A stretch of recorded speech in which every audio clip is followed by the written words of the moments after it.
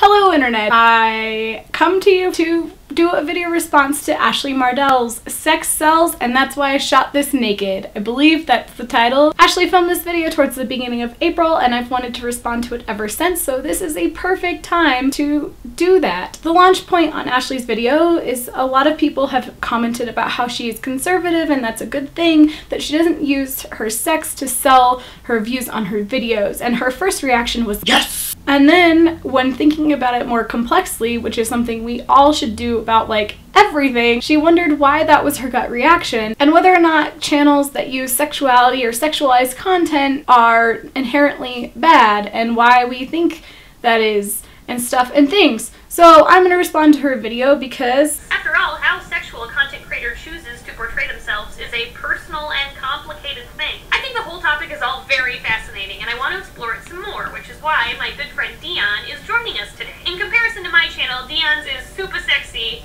and significantly more naked, and I want us to answer some questions. I kind of was dancing in my underwear though. It was very liberating, so I think I'm going to answer the questions sans clothes. How sexual is your channel and why is it that sexual? Aside from maybe this video, my channel has been pretty much non-sexual. I have talked about things like kissing in past relationships, and as much as I want to talk more about sexual identity and sex education, I have refrained from doing so. I feel like I've been walking this balance of being who I want to be online and oh god, I am not set in a professional career, you need a job, don't offend your job creators. That's a whole argument that I've talked about in the past too, like do I really want to work for a company that is gonna judge me for sharing who I am on the internet? But then throwing that caution to the wind when I'm not really set in a career path yet is not great. So I've always been very conscious about what I do on the internet. I do swear in my videos because I swear in real life, but I do keep those swears to a minimum, or I'm conscious of the words that I'm using to a degree, because I think we all should be conscious of the words we're using, and there is definitely room for people to be like, hey, those words probably weren't the best words you've selected, so from the future on, please select different words, which isn't really what this video is about, but absolutely still valid. And then there's the part of my personal life. Since I am single and I haven't been in a relationship for a really long time, I don't have to worry about oversharing my relationship or having that conversation with my partner about how much of our relationship to share on the internet because it's not there. Any stories or personal advice things that I have to pull from when it comes to sex life, sexual identity, and relationships are pretty historic for me at this point. And for the most part, I've kind of had a devil-may-care attitude as far as familial ties go. My family all know that I do videos on the internet, and I've kind of hopefully come to this point in my life where for the majority of the time, anything that I would say to the internet is a conversation I would have with them. Sometimes I have those conversations with the internet first before I have it with them, but that is neither here nor there in the context of this video. But I hope that I'm doing a positive catalyst for myself and who I want to represent myself online as and in real life as is making this video response in the first place. The next question is, can creators cross a sexual line? I think the sexual line that is crossed is when you are abusing your power, you're abusing other people, you're harming other people, you're causing harm to yourself, or you're actively advocating for the harm of others. So when it comes to sexual context, if you are broadcasting unhealthy thoughts, feelings, and perspectives as a part of your claim to fame or claim to income, like if you're using other people's lives and or sex lives or sexualizing other people to, you know, take an income so that you can have a roof over your head, I would ask that you should rethink how you put a roof over your head. Additionally, YouTube has community guidelines in place. There is no nudity allowed on YouTube. I ultimately fall under the camp of as long as everybody is safe and consensual and you're following the guidelines set forth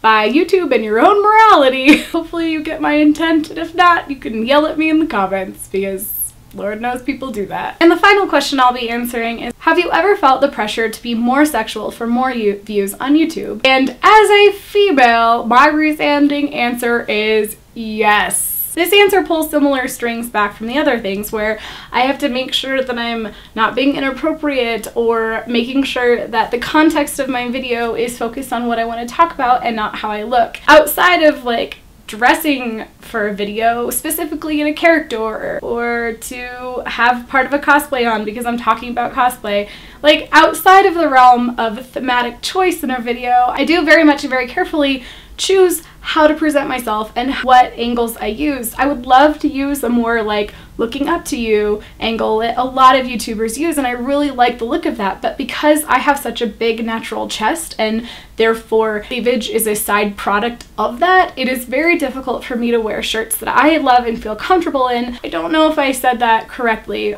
so I'll really rephrase it as I had a shirt from T-Fury that had a Tron symbol that was a circle. And when I put that t-shirt on, the neckline is really high and conservative, but the circle became more of an oval, and therefore the design was stretched and the effect that the design wanted to put across was ruined because it's an oval, not a circle, and like graphically, it just didn't work anymore. Again, I feel like this video is a jump off for many other tangent videos that, you know, are just as important, but that's, you know, what I'm dealing with. And I've been dealing with the sexualization of my body since puberty. I hit puberty young and I hit puberty hard. So there's that pressure of to allow the broken system of sexualizing women to work for me, or doing sexual things to take that empowerment and do what I want with it so that I can be sexual on my own terms. Or, like, the third choice is what I usually take unless I am sexy light in some sort of video that I can't even think of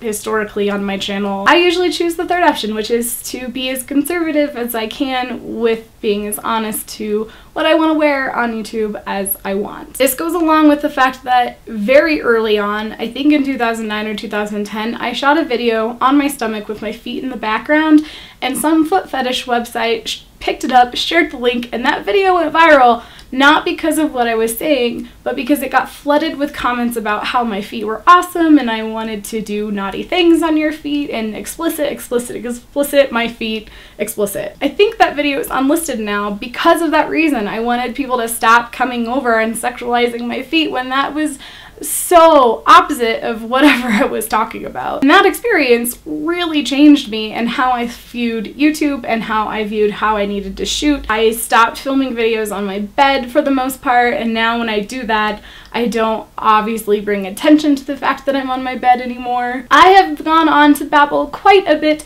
Please feel free to continue the comments down below. I've linked Ashley's video. I definitely encourage you to go watch it. It is solid. She also has some other really great content there, so she is a good YouTuber to keep your eye on if you don't know her already. I kind of wanted to leave this open-ended and not make any firm here or there arguments, so I hope my rambles did that. Really quick, thank you for watching all of my videos in April. My Veda playlist is also, of course, in the description. And until my next video, DFTBA.